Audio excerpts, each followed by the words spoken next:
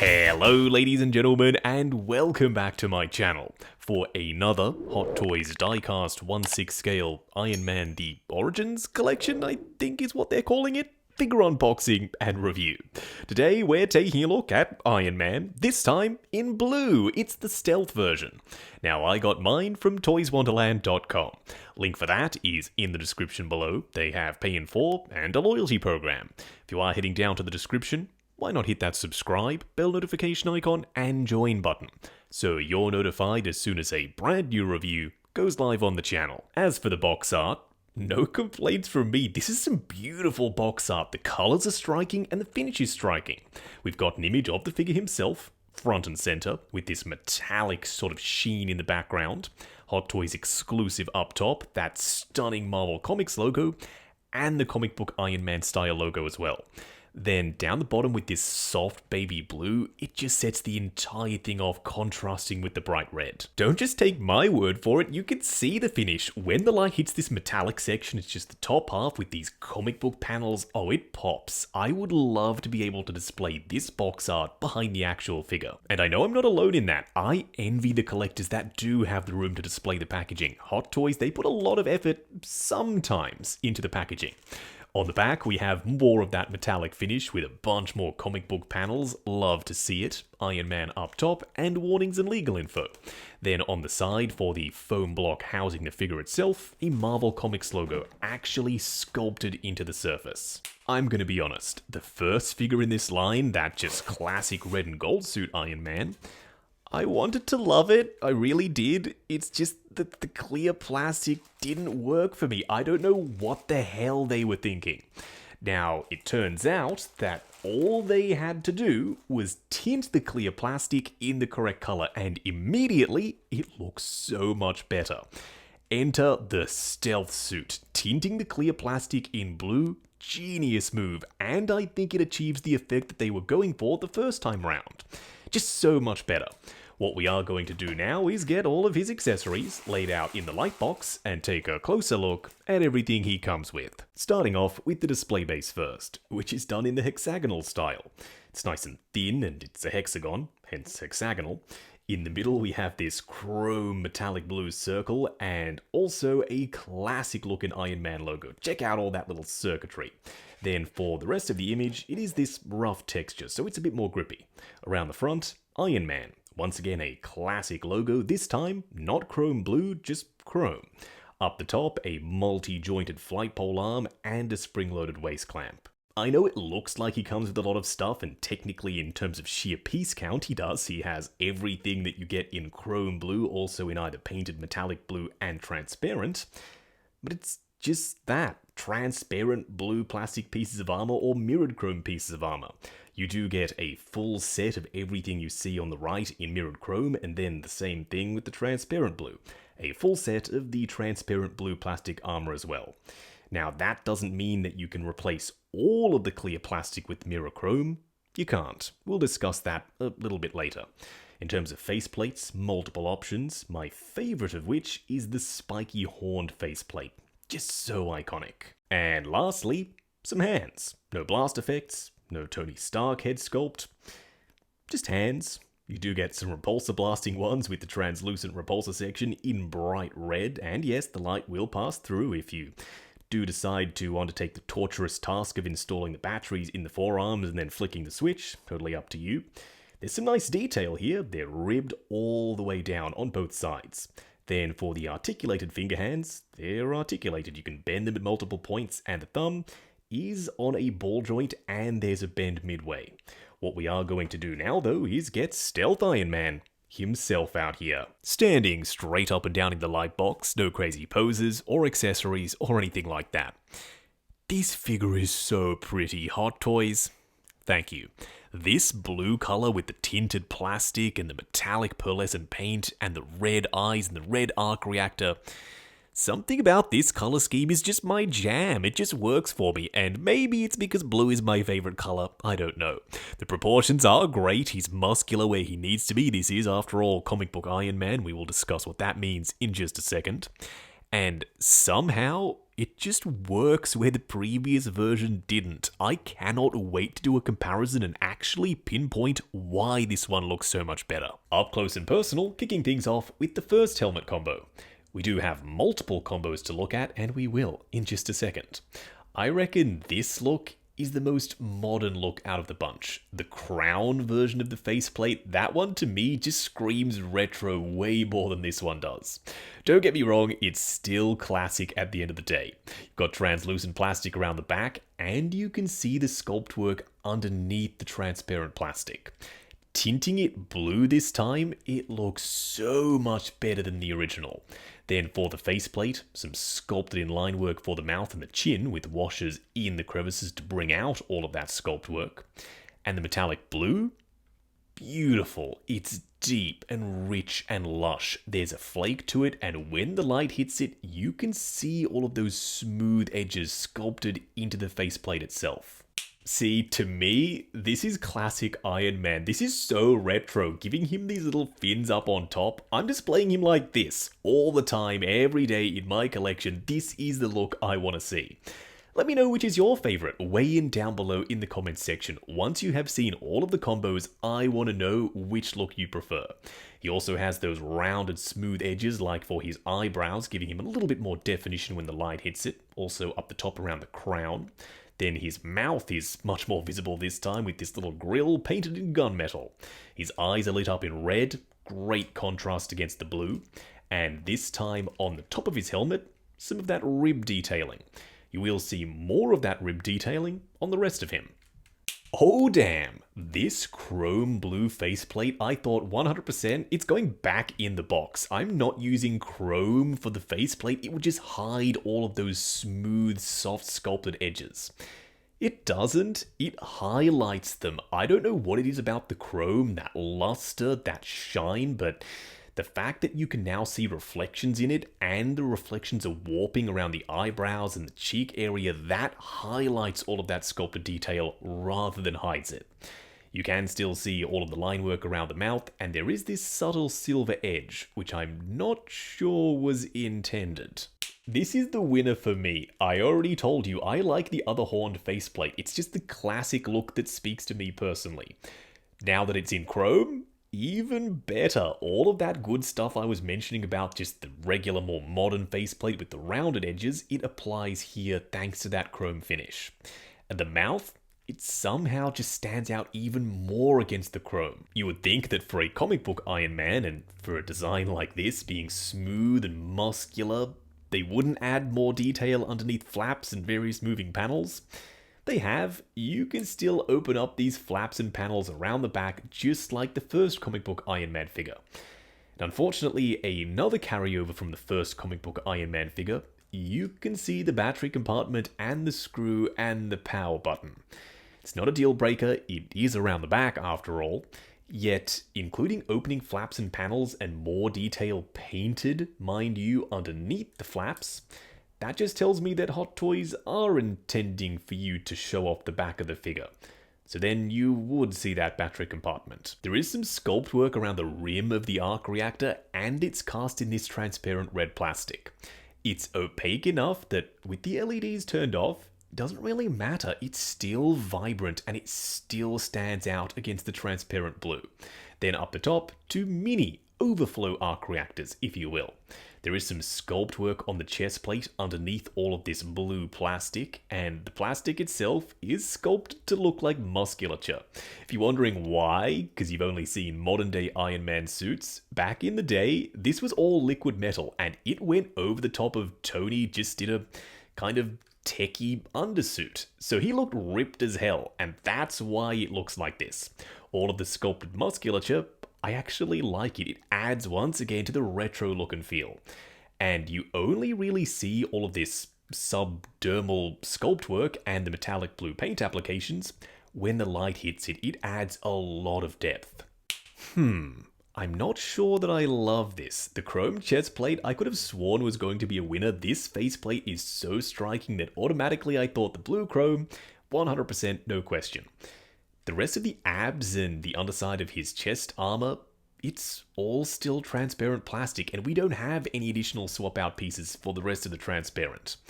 So it's just hodgepodge looking. It doesn't look cohesive, it doesn't look like it's supposed to be there. As ethereal as this chrome finish is, and as striking as it is, for me, I've still got to go with the transparent plastic. In this instance, it does work.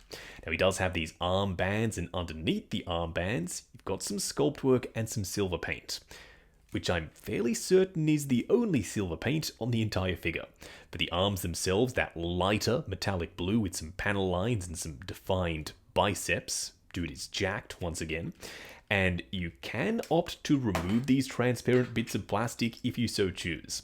When you do, you expose the rib detail, very comic inspired, and it does match the hands, plus the color is on point. The hands now match the gauntlets, although there is a bit of a gap there, not a huge issue. The real issue is that they're now very skinny, and you can see the clip points that those plastic pieces actually snapped onto. I actually think he's getting worse, not better. The more transparent plastic we replace with the mirrored chrome plastic, the more mismatched he looks. I also don't dig this kick up in the rib detail. And the hands now, they just look completely different both in color and finish. At least the transparent plastic on the gauntlets, it was different to the hands, not denying that. But it matched the rest of all of his armor compared to these. Just pretty sporadic. Now for his hip skirt area, these discs, they can also for some reason be replaced with the chrome pieces, so we may as well try that too. Yeah, no. Now that we've ditched the transparent plastic, I miss it. All of that depth around the front here that you can see with the panel lines and the various rib sections, it's now gone. It's completely obscured by this chrome disc. Not to mention trying to remove the disc is just straight up scary. There's a very small lip that you're supposed to grab onto, and it's moving constantly. That puts a lot of pressure on this joint as you're trying to rip it off to replace it with the chrome one. Being comic book Iron Man, the legs match the arms, and the blue, I just cannot get over how good that looks when the light hits it.